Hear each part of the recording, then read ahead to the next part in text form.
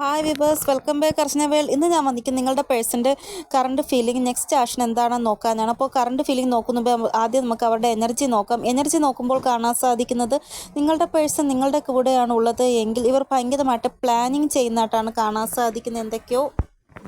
ഇനി നിങ്ങളുടെ പേഴ്സൺ നിങ്ങളുടെ കൂടെ ഇല്ല എങ്കിൽ ഇവർ ഇനി എന്താണ് പ്ലാൻ ചെയ്യുന്നതെന്ന് വെച്ചാൽ എപ്പോഴാണ് നിങ്ങളുടെ യൂണിയൻ ഉണ്ടാവുക, അതിനുവേണ്ടി ഇവരെ കൊണ്ട് എന്തൊക്കെ ചെയ്യാൻ പറ്റും, അതൊക്കെയാണ് ഇവർ ഇപ്പോൾ പ്ലാനിങ് ചെയ്തുകൊണ്ടിരിക്കുന്നത്.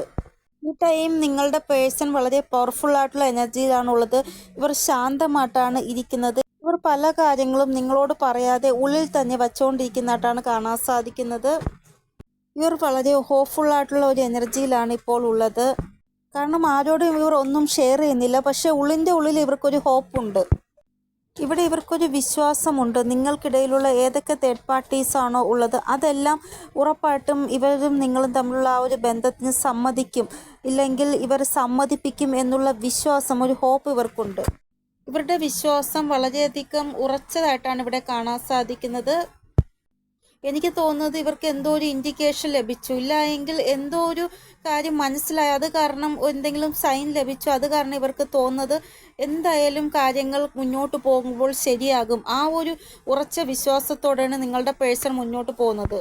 ഇവിടെ നിങ്ങളുടെ പേഴ്സൺ ഭയങ്കരമായിട്ട് സഫറിങ് അനുഭവിക്കുകയാണ്. കാരണം സഫറിങ് അനുഭവിക്കുന്നതിൻ്റെ മെയിൻ റീസൺ എന്ന് പറഞ്ഞാൽ നിങ്ങളെപ്പോലെ പുണ്യമായിട്ടുള്ള ഒരു സോളിനെ ഇവർ ഹേർട്ട് ചെയ്തു, ഇല്ല എങ്കിൽ നിങ്ങളെ ബ്ലോക്ക് ചെയ്തു, എന്തോ നിങ്ങളെ ഇവർ വിഷമിപ്പിച്ചു, അത് കാരണം ഇവർ സഫറിങ് അനുഭവിക്കുകയാണ്. ഇവിടെ നിങ്ങളോട് ഇവർ എന്ത് ചെയ്തിട്ടുണ്ടെങ്കിലും നിങ്ങൾ അതിന് തിരികെ മറുപടി ഒന്നും കൊടുത്തില്ല. ഇവർ എന്താണോ ചെയ്തത് അത് നിങ്ങൾ സഹിച്ച് വിഷമിച്ച് കാത്തിരുന്നു ഇവർക്ക് വേണ്ടി. എൻ്റെ പേഴ്സൺ എന്തായാലും തെറ്റ് മനസ്സിലാക്കി തിരികെ എൻ്റെ അടുത്ത് തന്നെ വരുമെന്നുള്ളതിൽ. ഇപ്പോൾ ഇവരുടെ ആ ഒരു മനസ്സാക്ഷിയിൽ കുറ്റബോധം തോന്നുകയാണ് നിങ്ങളോട് കാണിച്ച ആ ഒരു തെറ്റാലോചിച്ച്. ഇത്രയും നല്ല ഒരു വ്യക്തിയെ ഇവർ വിഷമിപ്പിച്ചത് കൊണ്ടാണ് ഇവർക്ക് ഇപ്പോൾ ഉള്ളിൻ്റെ ഉള്ളിൽ ഭയങ്കരമായിട്ട് വിഷമം തോന്നുന്നത്. കാരണം നിങ്ങളുടെ ഭാഗത്തൊരു തെറ്റുമില്ല, അവരുടെ ഭാഗത്താണ് തെറ്റ് സംഭവിച്ചത്, എന്നിട്ടും നിങ്ങൾ സഹിച്ചു. നിങ്ങളുടെ ഭാഗത്ത് ഒരു തെറ്റുമില്ല, നിങ്ങൾ എപ്പോഴും ഇവരെ അൺകണ്ടീഷണലായിട്ട് ലവ് ചെയ്തിട്ടേ ഉള്ളൂ. പക്ഷേ ഇവരാണ് നിങ്ങളോട് തെറ്റ് കാണിച്ചത്. ഇവിടെ ഞാൻ പറയുന്നത് നിങ്ങൾ ഓൾറെഡി മാരീഡ് ആയിട്ടുള്ള ഒരു വ്യക്തിയാണ്. നിങ്ങൾ നിങ്ങളുടെ ഫാമിലിയായിട്ട് സന്തോഷമായിട്ടിരിക്കുക. പക്ഷേ നിങ്ങൾ ഫാമിലി ഉണ്ടായിട്ടും മറ്റൊരു വ്യക്തിക്ക് മനസ്സും ഹൃദയവും കൊടുത്തിട്ട് പിന്നെ എല്ലാം കഴിഞ്ഞിട്ട് അവരോട് പറയുകയാണ് ഞാൻ മാരീഡാണ്, എനിക്ക് പറ്റത്തില്ല നിങ്ങളുമായിട്ട് ഒന്നിച്ച് ജീവിക്കാൻ എന്ന് പറയുമ്പോൾ ആ വ്യക്തിക്ക് ഉണ്ടാകുന്ന വിഷമം എപ്പോഴെങ്കിലും ഇവർ ചിന്തിക്കുമോ? ഇപ്പോഴാണ് അത് മനസ്സിലാക്കുന്നത് ഇവർ. കാരണം നിങ്ങൾ അൺകണ്ടീഷണൽ ലവ് ആണ് ഇവരോട് ചെയ്തത്. പക്ഷേ ഇവർ കാണിച്ചതോ രണ്ട് സിറ്റുവേഷനും ബാലൻസ് ആക്കി കൊണ്ടുപോകാൻ ശ്രമിച്ചു. പക്ഷേ ലാസ്റ്റ് ആയപ്പോൾ ഇവർക്ക് പറ്റുന്നില്ല. അപ്പോൾ നിങ്ങളോട് പറഞ്ഞു എനിക്ക് പറ്റത്തില്ല ഇങ്ങനെ രണ്ടുപേരെ ഒരുമിച്ച് കൊണ്ടുപോകാൻ, നിങ്ങളെ നിന്ന് ഞാൻ മൂവ് ഓൺ ചെയ്യുകയാണ് എന്നുള്ള രീതിയിൽ മൂവ് ഓൺ ചെയ്തു. പക്ഷേ ഇപ്പോൾ അതിൻ്റെ ആ പശ്ചാത്താപമാണ് അവർക്ക്. അതായത് നിങ്ങളുടെ പേഴ്സൺ ഓൾറെഡി മാരീഡ് ആയിട്ടുള്ള അവസ്ഥയിലാണ് ഞാൻ ഈ ഒരു എക്സാമ്പിൾ പറഞ്ഞത്. ഇനി നിങ്ങളുടെ പേഴ്സൺ സിംഗിൾ ആണെങ്കിലും അച്ഛനും അമ്മയും സമ്മതിക്കുന്നില്ല എന്ന് പറയുന്നു. നിങ്ങളെ സ്നേഹിച്ചപ്പോൾ ഈ അച്ഛനും അമ്മയും ഉണ്ടായിരുന്നില്ലേ? അപ്പോൾ എല്ലാം കഴിഞ്ഞപ്പോൾ പറയുന്ന അച്ഛനമ്മയെ സമ്മതിക്കുന്നില്ല, അതുകൊണ്ട് നമുക്ക് വിവാഹം കഴിക്കാൻ പറ്റത്തില്ല എന്ന്. അങ്ങനെ ചിലപ്പോൾ നിങ്ങളെ ബ്ലോക്ക് സിറ്റുവേഷനിലോ ഇഗ്നോർ ചെയ്യുകയോ ചെയ്തിട്ടുണ്ടാകും. ഇപ്പോഴും ആ ഒരു വിഷമം ഇവർക്ക് മനസ്സിലാകുന്നുണ്ട്, ഇവർ നിങ്ങളോട് കാണിച്ച തെറ്റാണ് എന്ന്. അങ്ങനെയുള്ള സിറ്റുവേഷനിൽ ഞാൻ പറയുന്നത് ഇവർക്കൊക്കെ സ്നേഹിക്കുമ്പോൾ മനസ്സിലാകുന്നില്ല, അച്ഛനും അമ്മയും സമ്മതിക്കത്തില്ല, ഇല്ല എങ്കിൽ ഓൾറെഡി ഞാൻ മാരീഡ് ആയിട്ടുള്ള ആളാണ്, എനിക്ക് കുട്ടികളുണ്ട്, വേറൊരു വ്യക്തിയുമായിട്ട് ബന്ധം വയ്ക്കുന്നത് തെറ്റാണ്. അങ്ങനെയൊക്കെ സ്നേഹിക്കുന്ന സമയത്ത് ഇവർക്ക് എന്താ തോന്നാത്ത, ലാസ്റ്റ് നിമിഷം നിങ്ങളെ ഇഗ്നോർ ചെയ്ത് നിങ്ങളെ ഭയങ്കരമായിട്ട് വിഷമിപ്പിക്കുമ്പോഴാണ് ഇവർക്ക് മനസ്സിലാകുന്നത് നിങ്ങളോട് കാണിച്ച തെറ്റാണ്. അപ്പോൾ ഇവർക്ക് ഭയങ്കരമായിട്ട് മനസാക്ഷിയിൽ ഭയങ്കര കുറ്റബോധം തോന്നും. ഇത്രയും നല്ല ഒരു സോളിനെ ഞാൻ വേദനിപ്പിച്ചത് വളരെ തെറ്റായി പോയി എന്ന് അപ്പോഴാണ് ഇവർക്ക് തോന്നുന്നത്. അതേ ഒരു മാനസികാവസ്ഥയിലാണ് നിങ്ങളുടെ പേഴ്സൺ ഇപ്പോൾ ഉള്ളത്. ഇവിടെ നിങ്ങളുടെ പേഴ്സൺ മാനിഫെസ്റ്റേഷൻ ചെയ്യുന്നത് നിങ്ങളുമായിട്ടുള്ള യൂണിയനാണ്. പക്ഷേ ഇവർക്ക് വീട്ടുകാരുടെ പ്രഷർ, ഇല്ല എങ്കിൽ ഫാമിലിയുടെ റെസ്പോൺസിബിലിറ്റി, ഓൾറെഡി മാരീഡ് ആയിട്ടുള്ള ആൾക്കാരാണെങ്കിൽ കുഞ്ഞുങ്ങളുടെ റെസ്പോൺസിബിലിറ്റി, വൈഫിൻ്റെയോ ഹസ്ബൻഡിൻ്റെയോ റെസ്പോൺസിബിലിറ്റി, അതൊക്കെ ഉള്ളത് കാരണം നിങ്ങൾക്ക് യൂണിയൻ ആവാൻ ഇവരെ കൊണ്ട് സാധിക്കുന്നില്ല. ഇവിടെ നിങ്ങളെ ബാലൻസിലാക്കിയാൽ ഫാമിലി പറയും, കണ്ടോ ഇത്രയും കഷ്ടപ്പെട്ട് വളർത്തിയ മകൻ ഇപ്പോൾ വല്ലവരും പറഞ്ഞു കേട്ടിട്ട് നമ്മളെ തള്ളി പറഞ്ഞിട്ട് പോകുന്നു എന്ന് പറയും. ഇനി നിങ്ങളെ ബാലൻസിലാക്കാതെ ഫാമിലിയെ ബാലൻസിലാക്കിയാൽ നിങ്ങളുടെ ഭാഗത്തുനിന്ന് എന്തെങ്കിലും പ്രോബ്ലം ഉണ്ടോ? ഇത്രയും സ്നേഹിച്ചിട്ട് എന്നെ വഴി ഉപേക്ഷിച്ചിട്ട് പോയില്ലേ എന്നുള്ള രീതിയിൽ. ഇനി രണ്ടുപേരെയും ബാലൻസിലാക്കിയാൽ രണ്ടുപേരുടെ ഭാഗത്തുനിന്ന് എന്തെങ്കിലും പ്രോബ്ലം ഉണ്ടാകും. അപ്പോൾ ആ ഒരു എനർജിയിലാണ് നിങ്ങളുടെ പേഴ്സൺ ഇപ്പോൾ ഉള്ളത്.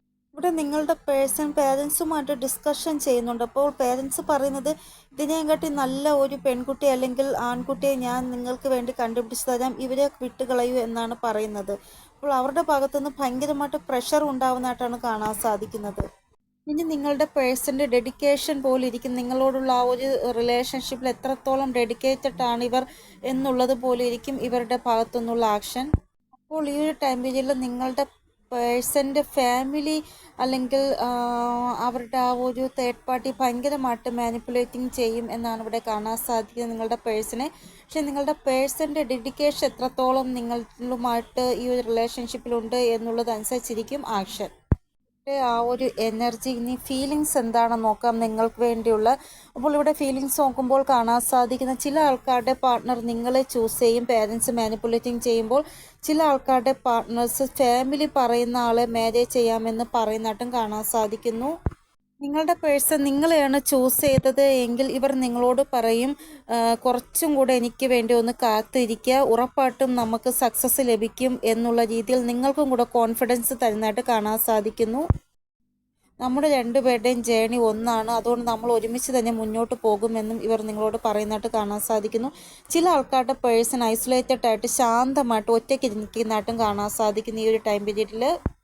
ചില ആൾക്കാരുടെ പേഴ്സൺ ഭഗവാനോട് പ്രാർത്ഥിക്കുന്നത് ശരിയായ ദിശ ഇവർക്ക് കാണിച്ചു തരണം എന്നാണ്. ഇവിടെ ചില ആൾക്കാരുടെ പേഴ്സൺ ചിന്തിക്കുന്നത്, ഒരു പക്ഷേ ഞാൻ എൻ്റെ പേഴ്സണിന് വേണ്ടി എൻ്റെ അച്ഛനും അമ്മയെയും എല്ലാം വിട്ടുകളഞ്ഞ് അവരുടെ അടുത്ത് പോവുകയാണ്. ഒരു പക്ഷേ നാളെ അവർ എന്നെ വിട്ടുകളഞ്ഞാൽ ഞാൻ ആരടുത്ത് പോകും? അങ്ങനെ ഒരു ചിന്ത ഇവരിൽ ഉണ്ടാവുന്നതായിട്ട് കാണാൻ സാധിക്കുന്നത് ചില ആൾക്കാരുടെ പേഴ്സണാണ്, എല്ലാവർക്കും അല്ല. ചില ആൾക്കാരുടെ പേഴ്സണ് ഇത് ചിന്തിക്കുന്നതായിട്ട് ഇങ്ങനെ ചിന്തിക്കുന്നതായിട്ട് ഇവിടെ കാണാൻ സാധിക്കുന്നു. ഇവിടെ ഫീമെയിൽ എനർജിയാണ് കൂടുതലായിട്ട് ഇങ്ങനെ ചിന്തിക്കുന്നത് എന്നാണ് ഇവിടെ കാണാൻ സാധിക്കുന്നത്. ഒരു പക്ഷേ എൻ്റെ അച്ഛനും അമ്മയും വിട്ട് കളഞ്ഞിട്ട് നാളെ എനിക്കൊരു പ്രോബ്ലം വന്നാൽ ഞാൻ ആരടുത്ത് പോകും, എൻ്റെ ബാക്കപ്പ് എന്തായിരിക്കും എന്നൊക്കെ ചിന്തിക്കുന്ന ഫീമെയിൽ എനർജിയാണെന്നാണ് ഇവിടെ കൂടുതലായിട്ടും കാണാൻ സാധിക്കുന്നത്. അപ്പോൾ ഈ രീതിയിലുള്ള ചിന്തകളാണ് നിങ്ങളുടെ പേഴ്സൻ്റെ ഉള്ളിലുള്ളത് എന്നാണ് ഇവിടെ കറണ്ട് ഫീലിംഗ് നോക്കുമ്പോൾ കാണാൻ സാധിക്കുന്നത്. ഇനി നെക്സ്റ്റ് ആക്ഷൻ നോക്കാം. നോക്കേണ്ട സിറ്റുവേഷൻ ആദ്യം നോക്കാം. ഇവിടെ നിങ്ങളുടെ പേഴ്സൺ ഏത് സ്റ്റക്ക് സിറ്റുവേഷനിലാണോ ഉള്ളത്, ഏത് മാനിപ്പുലേറ്റിംഗ് സിറ്റുവേഷനിലാണോ ഉള്ളത്, അവിടെ നിന്നൊരു മൂവ്മെൻറ്റ് ഉണ്ടാവുന്നതായിട്ടാണ് ഇവിടെ കാണാൻ സാധിക്കുന്നത്. നിങ്ങളുടെ പേഴ്സൺ പവർഫുള്ളായിട്ടുള്ള ഒരു എനർജിയിൽ വന്നിട്ട് ഒരു ആക്ഷൻ എടുക്കുന്നതായിട്ടും കാണാൻ സാധിക്കുന്നു. അപ്പോൾ നിങ്ങളുടെ പേഴ്സൺ രണ്ട് സിറ്റുവേഷനിൽ ഒരു സിറ്റുവേഷൻ്റെ മുന്നോട്ട് കൊണ്ടുപോകത്തുള്ളൂ, ഒരു സിറ്റുവേഷൻ അവസാനിപ്പിക്കും എന്നാണ് ഇവിടെ കാണാൻ സാധിക്കുന്നത്. നിങ്ങളിൽ പല ആൾക്കാർക്കും നോ കോണ്ടാക്ട് സിറ്റുവേഷനിൽ വരാൻ സാധിക്കുമെന്നാണ് ഇവിടെ കാണാൻ സാധിക്കുന്നത്. ഇവിടെ നിങ്ങൾ തമ്മിൽ യൂണിയൻ ഉണ്ടാവുന്നതായിട്ടും കാണാൻ സാധിക്കുന്നു. അപ്പോൾ ഇവിടെ നമ്പർ ഇമ്പോർട്ടൻ്റ് ആയിട്ട് വന്നിരിക്കുന്നത് 8 ആണ്. ഈ ഒരു റീഡിംഗ് കണ്ടതിന് ശേഷമുള്ള 8 hours അല്ലെങ്കിൽ 8 daysനുള്ളിൽ ഈ ഒരു എനർജി നിങ്ങൾക്ക് റെസൊനേറ്റ് ആകും എന്നാണ് ഇവിടെ കാണാൻ സാധിക്കുന്നത്. ഇവിടെ നിങ്ങളുടെ പേഴ്സൺ വളരെ നിരാശപ്പെട്ട് ഏതോ സിറ്റുവേഷനിൽ പുറത്ത് വരുന്നതായിട്ടാണ് കാണാൻ സാധിക്കുന്നത്. അപ്പോൾ ഇതാണ് നോ കോണ്ടാക്ട് സിറ്റുവേഷൻ. ഇനി കോണ്ടാക്ട് സിറ്റുവേഷനിലുള്ള ആൾക്കാരുടെ പേഴ്സൻ്റെ നെക്സ്റ്റ് ആക്ഷൻ നോക്കാം. കോണ്ടാക്ട് സിറ്റുവേഷനിലുള്ള ആൾക്കാർക്ക് 7 നമ്പറാണ് ഇമ്പോർട്ടൻ്റ് ആയിട്ട് വന്നിരിക്കുന്നത്. ഈ ഒരു 7 hours നിങ്ങളുടെ പേഴ്സൻ്റെ ഫാമിലി ഇവരെ ഭയങ്കരമായിട്ട് മാനിപ്പുലേറ്റിംഗ് ചെയ്യുന്നതായിട്ടാണ് കാണാൻ സാധിക്കുന്നത്. ഫാമിലി അല്ലെങ്കിൽ തേർഡ് പാർട്ടി. ചില ആൾക്കാരുടെ പാർട്ട്ണർ ഈ ഒരു ടൈം പീരീഡിൽ ഭയങ്കര ഡിസ്റ്റർബായിട്ടാണ് ഉള്ളത്. എന്ത് ചെയ്യണം എന്ത് ചെയ്യണ്ട എന്നൊക്കെ ആലോചിച്ച്. ചില ആൾക്കാരുടെ പാർട്ട്ണർ തേർഡ് പാർട്ടി റീസൺ ഉണ്ടായിരിക്കാം, അത് കാരണമായിരിക്കാം സമയമെടുക്കുന്നത്. അതായത് ഒന്നുകിൽ ട്രഡീഷണൽ കാസ്റ്റ് കൾച്ചർ സ്റ്റാറ്റസ് അങ്ങനെ എന്തെങ്കിലുമൊക്കെ ഇഷ്യൂ നിങ്ങൾക്കിടയിൽ ഉണ്ടായിരിക്കാം. ഇവിടെ വരാൻ പോകുന്ന 7 മണിക്കൂർ തൊട്ട് 24 മണിക്കൂറിനുള്ളിൽ ചില ആൾക്കാരുടെ പേഴ്സണൽ തേർഡ് പാർട്ടി ഇത്രമാത്രം മാനിപ്പുലേറ്റിംഗ് ചെയ്യും. അതായത് നിങ്ങളോട് ഇവർ പറയണം, അതായത് എനിക്ക് നിങ്ങളെ മാരേജ് ചെയ്യാൻ സാധിക്കത്തില്ല, അങ്ങനെ പറയണം. ആ രീതിയിൽ ഇവരെ മാനിപ്പുലേറ്റിംഗ് ചെയ്യുന്നതായിട്ടാണ് കാണാൻ സാധിക്കുന്നത് തേർഡ് പാർട്ടി. ചില ആൾക്കാരുടെ പേഴ്സൺ സാക്രിഫൈസ് ചെയ്യും ആരെങ്കിലും ഒരു സിറ്റുവേഷനെ. അതായത് നിങ്ങളോട് പറയും, നിങ്ങൾ കുറച്ചൊന്ന് അഡ്ജസ്റ്റ് ചെയ്യും, എൻ്റെ സിറ്റുവേഷൻ ഇതാണ് എന്നൊക്കെ പറയും നിങ്ങളോട്. ഇവിടെ സാക്രിഫൈസിൻ്റെ കാര്യം പറയുന്നത്, പാർട്ട്ണർ എന്ന് പറയുന്നത് ഒരിക്കലും ബാലൻസ് ആവാത്ത പാർട്ട്ണറാണ് ഇങ്ങനെ പറയുന്നത്. അവർ പറയും നമുക്ക് രണ്ട് സിറ്റുവേഷനും മെയിൻറ്റെയിൻ ചെയ്ത് പോകാം, ഞാൻ നിങ്ങളുടെ കൂടെയും ജീവിക്കാം അവരുടെ കൂടെയും ജീവിക്കാം. അങ്ങനെ പറയുന്നവർ ഒരിക്കലും ബാലൻസിലല്ല ഉള്ളത്. അതുകൊണ്ടാണ് അവർ രണ്ട് സിറ്റുവേഷനും മെയിൻറ്റെയിൻ ചെയ്ത് പോവാമെന്ന് വിചാരിക്കുന്നത്. കാരണം അവർക്ക് ആരെങ്കിലും ഒരാളെ ചൂസ് ചെയ്യാൻ സാധിക്കുന്നില്ല. അതുകൊണ്ടാണ് രണ്ട് സിറ്റുവേഷനും മെയിൻറ്റെയിൻ ചെയ്ത് പോകാമെന്ന് അവർ വിചാരിക്കുന്നത്. അതിന് വേണ്ടിയാണ് നിങ്ങളെ അഡ്ജസ്റ്റ് ചെയ്യാൻ വേണ്ടി ഇവർ പറയുന്നത്.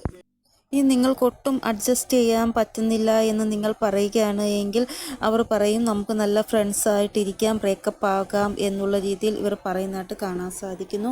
അപ്പോൾ ഇതാണ് കോണ്ടാക്ട് സിറ്റുവേഷനിലുള്ള ആൾക്കാരുടെ പേഴ്സൻ്റെ നെക്സ്റ്റ് ആക്ഷൻ. അപ്പോൾ ഇതാണ് റീഡിംഗ്. നിങ്ങൾക്ക് എന്തെങ്കിലും ഗൈഡൻസ് കിട്ടിക്കാണുമെന്ന് വിചാരിക്കുന്നു എൻ്റെ റീഡിങ്ങിലൂടെ. ഇനിയൊരു പുതിയ റീഡിങ്ങുമായി വരുന്നതുവരെ എല്ലാവർക്കും ബൈ. ഓം നമഃ ശിവായ. Thank you so much.